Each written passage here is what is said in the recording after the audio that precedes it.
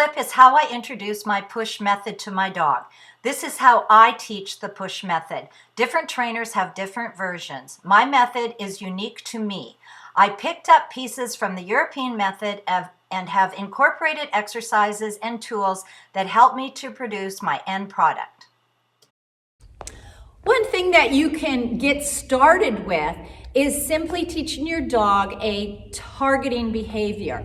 So what I'm going to do is make my hand interesting and present it to my dog, and then he's going to look at it. I'll mark it, or I'll use a verbal marker, yep, and the dog will get reinforcement. Then I present my hand, they touch it, I click and reinforce, present my hand in different areas like this. My dog will touch it, I mark it, I reinforce. Once I get that, I'm going to start looking for a sustained touch, which I'm going to call push. So I'm looking for the dog that can target to my hand, but then I'm going to build on where I just want them to stay pushing into my hand. So I'm gonna bring 7 out now. He does know how to do a sustained touch. Now, this is something that you do without the food in your hand. So I'm teaching him this. You can teach this even before you ever start push healing. So this is just a good behavior that is going to add to the push healing method. Okay, 7, come on 7. Yeah, good boy. Good job. Okay, I've got my dog here, and what I'm going to do is just present my hand, and he pushes into it, and I'm going to mark and give him the treat. Good boy. Okay, so this will go quickly because he knows a sustained push, so I get it here first. And I think when I started this with him, I was sitting in a chair, so I was more down at his level. And then what I did is get him to the side of me, and I'm just asking for a push. Good boy, like that. Okay, so my hand, no treat in the hand. Click and reinforce. And reinforce. Okay, and then I want to proof that push a little bit. So what I might do is just have him push and wave my treat hand around. See, he breaks his, good.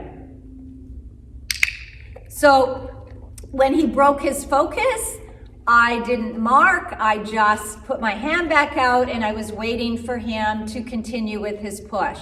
So this is just a little bit of commitment training to the push method where there's no treat.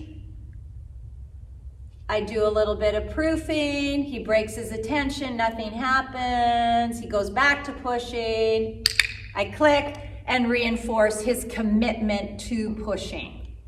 And then I will bring him to the side of me. So now I've got this push, it's nice, it's dedicated. I'm going to start to raise his head. So what I'm going to do is he's pushing, there's no treat, but I'm going to now have my hand further back. So now it's more of a heads up position. Good boy. Good job. Okay, and you can also proof in this area as well. And all that's doing is telling me that he's committed to the push. So when I actually teach it moving, how I start it is by having a treat in my hand and going backwards. So my dog is pushing, I'm going backwards like that. Okay? So I don't start it in heel position, I start it moving backwards. When I started in heel position, I start with the head low and he's a little bit away from my body and my hand is forward. Okay, so then it would look like this. Push, push, push. Good boy. Okay, that was good. Are you ready? Hey, push, push, push. Good. Okay, so once I have that, then what I'm going to be doing is having him beside me and about this far away. And now I'm going to start to raise my hand up. Okay, so it would look like this. Ready? Push, push, push, push. Nice, good boy. Okay, so I don't have my hand way out here. I just have it about this far away, and I'll go in a circle to the right because a circle to the right helps to build drive. Okay, so then it would just look like, ready, go. Push, push, push, push, push. Good boy. Yep. Good boy. Okay, right here. Sit. Good. So once I get that, then I've got my healing started. So I'm going to show you how I hold the treat. Sit.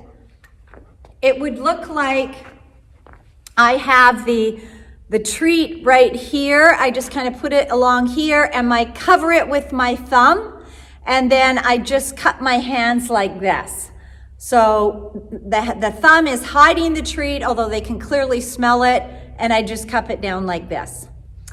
So once I achieve this, at the same time, I am making my hand interesting. So I want to make it really fun and exciting for him as well. So I'll do some of this. Okay, ready, what's this? Oh,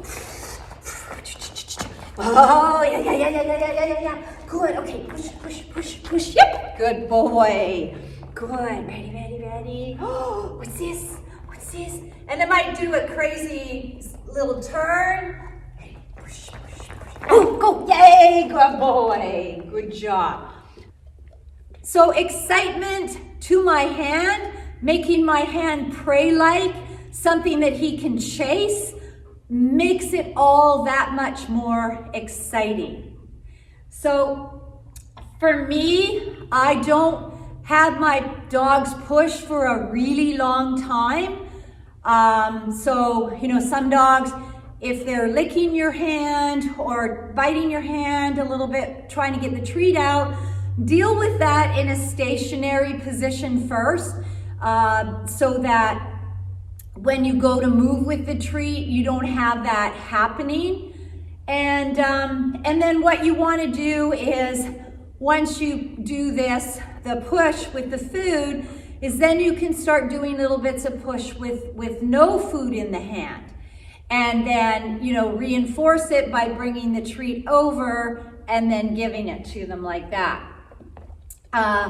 So after this section, I incorporate a whole bunch of different things so that I can go from my dog pushing to being able to work on his hind end activity so that he's really engaging in his healing. There's a bunch of different stuff I do for that.